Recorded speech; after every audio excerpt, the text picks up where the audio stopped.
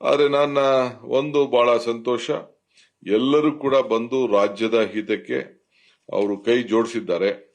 ಗೌರವಾನ್ವಿತ ಪ್ರಧಾನಮಂತ್ರಿಗಳಾಗಿದ್ದಂತ ದೇವೇಗೌಡರು ಕೂಡ ನಾನು ಬರ್ಲಿಕ್ಕೆ ಸಾಧ್ಯ ಇಲ್ಲ, ನಾನು ಇವರು ನಮ್ಮ ಪಕ್ಷದ ಪರವಾಗಿ ಎಚ್ ಡಿ ಕುಮಾರಸ್ವಾಮಿ ಮತ್ತು ಶಾಸಕಾಂಗ ಪಕ್ಷದ ನಾಯಕರುಗಳು ಬಂದು ಪಾರ್ಟಿಸಿಪೇಟ್ ಮಾಡ್ತಾರೆ ಅಂತೇಳಿ ಅವರು ತಿಳಿಸಿದ್ದಾರೆ. ಈ ಮಧ್ಯದಲ್ಲಿ ನಾನು ಜೋಸೆಫ್ ವಿಜಯ್ರವರು ಕಾರ್ಯಕ್ರಮನ ಮುಂದೂಡಬೇಕು ಅಂತೇಳಿ ರಿಕ್ವೆಸ್ಟ್ ಮಾಡ್ಕೊಂಡಿದ್ದೆ, ಅದು ಕೂಡ ಅವರು ಒಪ್ಪಿದ್ದಾರೆ.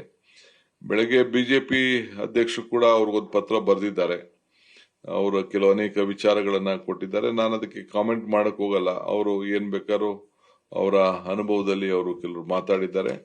ಸೊ ನಾವು ಒಟ್ಟಾರೆ ಸೇರಿ ಬಹಳ ಸೌಹಾರ್ದತೆಯಿಂದ ನಮ್ಮ ಸಮಸ್ಯೆನ ಬಗೆಹರಿಸಿಕೊಡ್ಬೇಕು ಅನ್ನೋದು ನಮ್ಮ ಸರ್ಕಾರದ ಅಭಿಪ್ರಾಯ ಇದೆ. ಸೊ ಅದಕ್ಕೆ ಪ್ರತಿ ಹಂತದಲ್ಲೂ ಕೂಡ ರೈತರು ಕೂಡ ಚರ್ಚೆ ಮಾಡಬೇಕಾಗ್ತದೆ, ಜನರ ಪ್ರತಿನಿಧಿಗಳು ಕೂಡ ಚರ್ಚೆ ಮಾಡಬೇಕಾಗ್ತದೆ, ಮತ್ತು ನಮ್ಮ ಲೀಗಲ್ ಟೀಮ್ ಜೊತೆಗೆ ನಮ್ಮ ಅಧಿಕಾರಿಗಳು ಕೂಡ ಅವರನ್ನು ಕೂಡ ಎಲ್ಲರನ್ನು ವಿಶ್ವಾಸಕ್ಕೆ ತೆಗೆದುಕೊಂಡು ರೈತರ ಬೆಳೆ ಮತ್ತು ನೀರು ಯಾವ ಸಂದರ್ಭದಲ್ಲಿ ಬಿಡಬೇಕು, ಆ ರೈತರಿಗೆ ಏನು ಮಾರ್ಗದರ್ಶನ ಕೊಡಬೇಕು, ಆ ನಿಟ್ಟಿನಲ್ಲಿ ನಮ್ಮ ಸರ್ಕಾರ ಬದ್ಧವಾಗಿದೆ. ಇನ್ನ ಬರಗಾಲದ ಛಾಯೆ ಇನ್ನ ಇದೆ. ನಾವು ಬರಗಾಲದ ಘೋಷಣೆ ಮಾಡೋ ವಿಚಾರ, ಮತ್ತೊಂದು ವಿಚಾರ ಈಗ ಸದ್ಯಕ್ಕೆ ಈಗ ತೀರ್ಮಾನ ತೆಗೆದುಕೊಳ್ಳಕ್ ಆಗುದಿಲ್ಲ. ಆಗಸ್ಟ್ ಎಂಡ್ ಅಷ್ಟೊತ್ತಿಗೆ ನಾವು ಸರಿಯಾದ ರೀತಿಯಲ್ಲಿ ಮಾಹಿತಿಯನ್ನ ಪಡ್ಕೊಳ್ಬೇಕು. ನಮ್ಮ ಎಲ್ಲ ಮಿನಿಸ್ಟರ್ಸ್ ಕೂಡ ಈಗಾಗಲೇ ನಮ್ಮ ಜಿಲ್ಲೆಗಳಿಗೆ ಭೇಟಿಯನ್ನು ಕೊಟ್ಟು ಅವ್ರದೇ ಆದಂತ ವರದಿಯನ್ನು ಕೂಡ ಅವರು ಕೊಡ್ತಾ ಇದ್ದಾರೆ. ಇನ್ನು ಮುಂದೊಂದು ದಿನದಲ್ಲೂ ಕೂಡ ಎಲ್ಲ ಮಂತ್ರಿಗಳು ಕೂಡ ಅವ್ರು ಹೋಗಿ ತೆರಳಿ ಅವರು ಕೂಡ ಎಲ್ಲ ರೈತರ ಹತ್ರ ಚರ್ಚೆ ಮಾಡಿ ವಾಸ್ತವಾಂಶವನ್ನ ಆ ಪ್ರತಿಯೊಂದು ತಾಲೂಕಲ್ಲೂ ಕೂಡ ತಿಳ್ಕೊಂಡು ಅವರು ಕೂಡ ನನಗೆ ವರದಿಯನ್ನು ಕೊಡ್ತಾರೆ. ಅದಾದ್ಮೇಲೆ ರೆವಿನ್ಯೂ ಮಿನಿಸ್ಟ್ರು ಅದನ್ನೆಲ್ಲ ಅಸೆಸ್ ಮಾಡಿ ಟೆಕ್ನಿಕಲ್ ಆಗಿ ಏನು ಕೇಂದ್ರ ಸರ್ಕಾರದ ಗೈಡ್ಲೈನ್ಸ್ ಏನಿದೆ, MDRC ಗೈಡ್ಲೈನ್ಸ್ ಏನಿದೆ ಅದನ್ನೆಲ್ಲ ಕೂಡ ಗಮನದಲ್ಲಿ ಇಟ್ಕೊಂಡು ಅವರು ಕೂಡ ನಿಮ್ಗೇನ್ ಸಂದೇಶವನ್ನು ಕೊಡಬೇಕು ಕೊಡ್ತಾರೆ. ಅದಕ್ಕೆ ಮಾಡಕ್ಕಿಂತ ಮುಂಚಿತವಾಗಿ ಕ್ಯಾಬಿನೆಟ್ ಕೂಡ ಅವರು ಮಂಡಿಸ್ತಾರೆ. ಕ್ಯಾಬಿನೆಟ್ ಅಲ್ಲಿ ಕೂಡ ನಾವು ಅದನ್ನೆಲ್ಲ ಕೂತ್ಕೊಂಡು ಚರ್ಚೆ ಮಾಡಿ, ನನಗೆ ಯಾವ್ದೋ ಒಂದು ತಾಲೂಕ್ ಬೇಕು ಅಂತ ನಾನು ಸೇರಿಸ್ಲಿಕ್ಕೆ ಆಗುದಿಲ್ಲ, ಇಲ್ಲ ಯಾವ್ದೋ ಒಂದು ತಾಲೂಕ್ ಬಿಡಿ ಅಂತ ಹೇಳಿದ್ರು ಬಿಡ್ಲಿಕ್ಕೆ ಸಾಧ್ಯ ಇಲ್ಲ. ಇರೋ ಅಂತ ಏನು ಒಂದು ವಾಸ್ತವಾಂಶ ಏನಿದೆ, ನೀರಿನ ಮತ್ತು ಹವಾ ಮತ್ತು ಮಳೆ ಇದನ್ನೆಲ್ಲ ಕೂಡ ಗಮನದಲ್ಲಿ ಇಟ್ಕೊಂಡು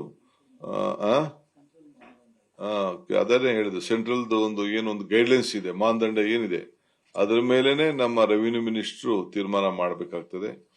ನಮ್ಮ ಆಪೋಸಿಷನ್ ಲೀಡರ್ ಸಾಹೇಬರು ಹೇಳ್ತಾ ಇದ್ರು, ನಾವು ಇದನ್ನ ಮಾಡಬೇಕು, ಅನೌನ್ಸ್ ಮಾಡಬೇಕು, ಘೋಷಣೆ ಮಾಡಬೇಕು ಅಂತ. ಪಾಪ ಅವರು ಕೂಡ ರೆವಿನ್ಯೂ ಮಿನಿಸ್ಟರ್ ಆಗಿದ್ದವರು, ಅವ್ರಿಗೂ ಅಪಾರವಾದಂತ ಅನುಭವ ಇದೆ.